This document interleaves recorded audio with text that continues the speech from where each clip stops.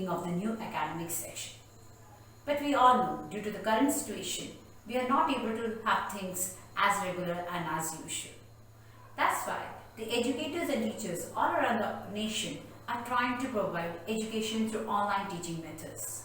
Online teaching methods definitely give you a lot to study sitting at home. There's so many online websites, videos and tutorials which help you a lot in your studies. And especially for children who are in board classes, I mean to say that who have come to board classes like class 10 and class 12. This time is a crucial one. Who need to appear for the board examination, and for them time is very precious. They have to keep a track of syllabus on time. So it becomes important for CBSE board students to keep a track of time by getting themselves educated and going through their chapters, clearing the concepts through online teaching methods without wasting their time. So as we all are trying to impart education as much as possible through various online teaching materials and methods and techniques, I too also have decided that I will also provide you some kind of videos and tutorials to complete your portion on time. I have tried my level best to put up this video to make sure that you understand the thing in a simpler and understandable form. I understand that there are umpteen number of videos and websites and apps which will help you through your online teaching.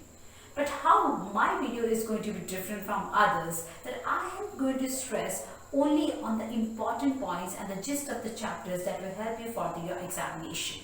I've tried to make it so simple for you that your chapters will be so easy and in an understandable, in a capsule form, that it is totally prepared keeping in mind the examination, the CBSE board examination. So let's start. Hello friends, welcome all. Today I'm going to take up the second chapter of Flamingo textbook, that is The Lost Spring by Anis Jung. First of all, let me tell you, why do you really need to watch this video? First, for the quick summary. Second, less time. And third, more important questions. Today, in this chapter, The Lost Spring, I am going to tell you about simple points that you can memorize for your examination. Keeping these points in your mind, you will be able to crack your examination easily. So, let's start the chapter. The Lost Spring by Anis Jung. Anis Jung is an Indian female author-writer who is very famous for exposing the social issues of Indian society. She has exposed different kinds of social issues in her works. Like, she has talked about poverty, she has talked about child labor, she has talked about exploitation of women, etc. Anis Jung, as a writer, has tried to focus on the issue of child labor a lot. She was very worried with the way how the children are being forced into this kind of dangerous works which deprive them of their basic school education. In this work also, The Lost Spring, the title itself says The Lost Spring, here where spring refers metaphorically to childhood. Spring refers to childhood. So I say the lost spring means the lost childhood. And here in this story, she is referring to the lost childhood of two children. First Sahib-e-Alam and the second child is Mukesh. And that's how the whole story is being divided into two parts. The first part talks about Sahib and the second part talks about Mukesh. This story is about the interaction of Anis Jung, or the writer as I would use in the story, as I would use in my narration, as I would use in my explanation. The writer meets these two children, first Sahib and second Mukesh. So let us now focus on the important points discussed in this part 1. Let me introduce yourself to Sahib. Sahib is a rag picker or garbage picker. And that's why the name of this part 1 is Sometimes I Find a Rupee in the Garbage. He is from Dhaka and now they are settled in Semapur, Delhi. So let's move on to the important events of part 1. So in part 1, the writer tells us that she meets Sahib. The full name of Sahib is Sahib-e-Alam, which means Lord of the Universe. Sahib is being into this child labor of Sahib is into this job of picking garbage, and he and his fellow boys, Every morning they go to pick up the garbage. They find it so exciting that they scroungily look for the things in the garbage, and while rag picking they are constantly trying to find something precious or valuable in the garbage. That's why, remember this point, there's always a mention of word gold in the garbage. So they are always finding gold in the garbage. Friends, it's very important to note, and Sahib always says that there's a chance of finding a 2 rupee or 1 rupee or 10 rupee note or even silver in the garbage. Writer tells her that she meets Sahib. Sahib tells her that Sahib's family was from Dhaka and now they are settled in Simapuri, Delhi.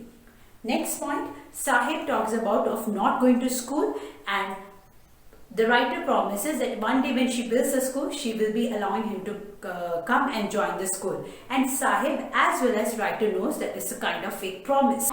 Sahib is fond of tennis, but he's not so fortunate enough to play tennis. But once he got the tennis shoes from the garbage, while picking up the garbage. He was lucky enough to have the shoes but not to play it. In the end, narrator tells us, or the writer tells her, that she finds Sahib with a steel canister, and later she finds out that Sahib has started working in a tea stall for 800 rupees. The writer ends part 1 by saying that Sahib now feels more burdened by working under someone, as now he feels like a slave by working in a tea stall. He was happier than this. He was happier when he was picking the garbage. So the writer feels that he was more happier when he was picking up the garbage. Now the steel canister feels like a burden on his shoulder than the plastic bag or the bag that he used to bear on his shoulder. So there ends part 1. In part 2, we are being introduced to Mukesh. Mukesh, who is in the tradition of making bangles. Mukesh, unlike his other family members, is not interested in bangle making. He wants to become a motor mechanic, and that's how the name of the part 2 is I Want to Drive a Car. He wants to drive a car, he wants to be a motor mechanic. At this, the writer even asks him whether he wants to fly planes. So he says that no, I have not seen any planes. Firozabad has never seen a plane in the sky. So that's why whatever he has seen, he has only seen the cars. So he is interested in cars. So let us now focus on the important points discussed in this part. The narrator tells us that she visits the house of Mukesh, and house of Mukesh is being explained briefly in the chapter closed spaces, dimly lit rooms, dark spaces, and they live in a very poor, deplorable conditions where people are not getting even appropriate or proper food. And when she meets his grandmother says that it's their karma to be in the tradition of bangle making. The grandmother says that it's their karma or the destiny to become only the bangle makers, or they have to be in the tradition of bangle making. The father, the grandfather, everyone, they all were in the business of bangle making, and they all have become blind now. In the second part, we have to remember the most important point here, that the writer tells us that Firozabad people or these bangle sellers are always or constantly being tortured by the middlemen, sahukars or policemen. This point is very important in the second part.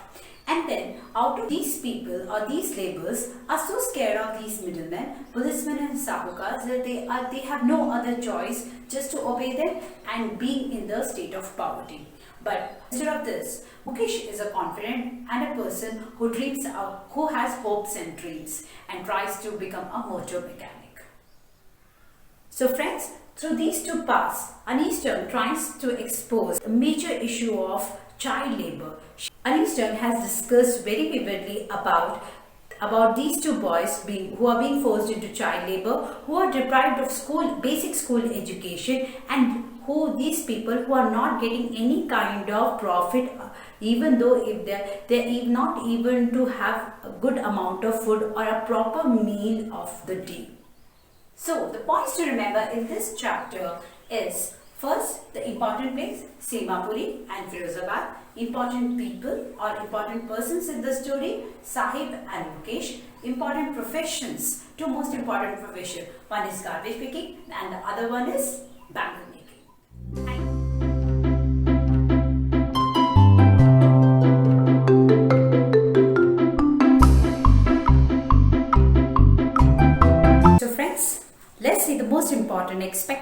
questions from this chapter. Question 1. Explain the irony in Sahib's name. Question number 2. What forces conspire to keep the workers of Firozabad in poverty? Question number 3.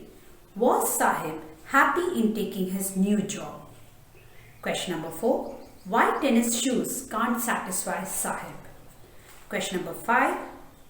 Explain how Sahib and Mukesh lost the spring.